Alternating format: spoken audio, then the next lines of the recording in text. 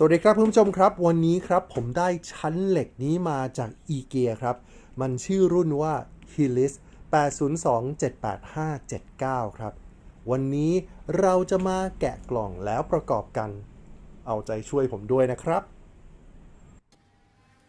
เอาละมาเลยเราแกะแพคเกจจิ้งกันนะครับอีเกียเขาจะแพ็คของเขามาเนี่ยให้มีปริมาตรน้อยที่สุดเพื่อจะได้กินที่อย่างน้อยๆเวลาที่เก็บแล้วก็กินที่อย่างน้อยๆเวลาที่ขนส่งด้วยนะครับแกะออกมาแล้วก็จะมีขาตั้งอยู่ด้วยกัน4ขาครับแล้วก็มีตัวถาดอยู่ด้วยกัน4ถาดแล้วแน่นอนก็จะต้องมีคู่มือมาด้วยและนอกจากคู่มือก็จะมีถุงซึ่งใส่อุปกรณ์ในการที่จะประกอบกันอีก2ถุงครับดูจากคู่มือก่อนเลยรุ่นนี้ชื่อว่ารุ่น Hillis ครับเปิดเข้าไปก็จะมีด้วยกันหลายภาษาข้อมูลเพียบเลยแล้วก็มีเรื่องของข้อควรระมัดระวังรวมทั้งอุปกรณ์ที่จะต้องใช้ในการประกอบด้วยที่สำคัญมีวิธีการประกอบมาด้วยไม่ต้องกลัวว่าจะทำไม่ได้นะครับ Hillis เป็นชั้นสูงประมาณ140เซนติเมตรมีด้วยกัน4ชั้นดูในอุปกรณ์เลยตัวนี้เป็นพลาสติกที่จะอยู่ปลายของขานะครับรวมกับน็อตที่ให้มาในถุงแอบบอกว่าให้มาพอดีเลยเพราะฉะนั้นอย่าทำหายล่ะ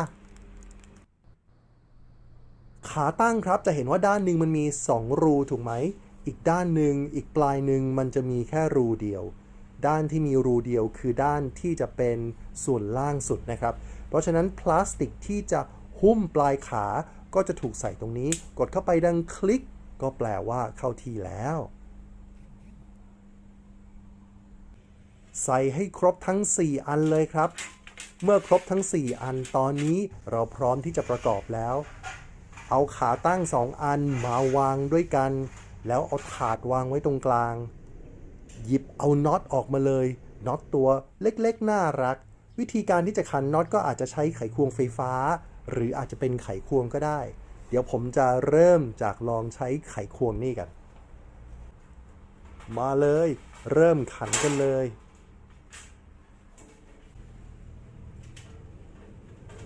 นี่เลยเราเริ่มจากชั้นแรกก่อนชั้นบนสุด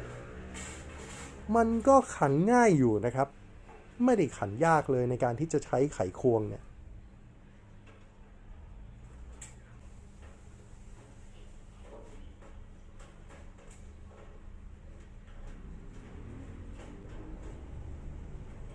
แต่พอไขไปไขมา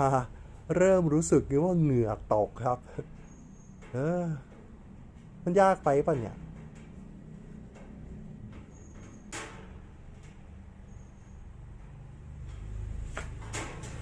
อ้าวในที่สุดนะครับก็ยึดทั้ง4ชั้นไว้เรียบร้อยเราจะเอาขาตั้งมาใส่อีกนะครับ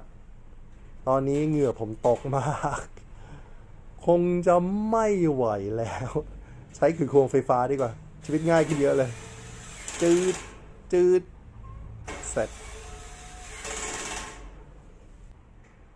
แนะนำนะครับถ้าจะต้องประกอบเฟอร์นิเจอร์นะครับผมแนะนำเลยว่าไขควงไฟฟ้าจะทำให้ชีวิตคุณผู้ชมนั้นง่ายขึ้นเยอะเลยครับ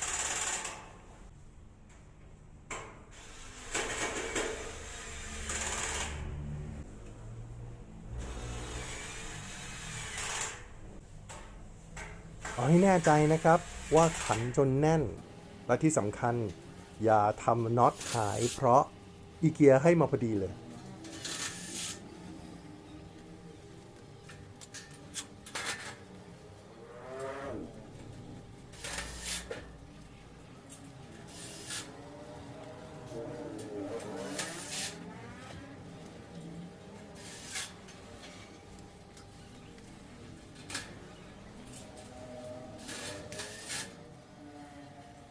ตอนนี้เราขันครบทุกจุดแล้ว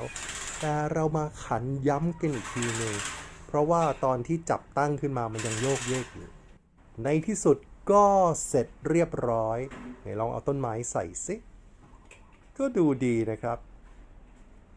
ชั้นอันนี้ครับทำด้วยเหล็กกาลวาไนซ์ครับสูงประมาณ140เซนติเมตร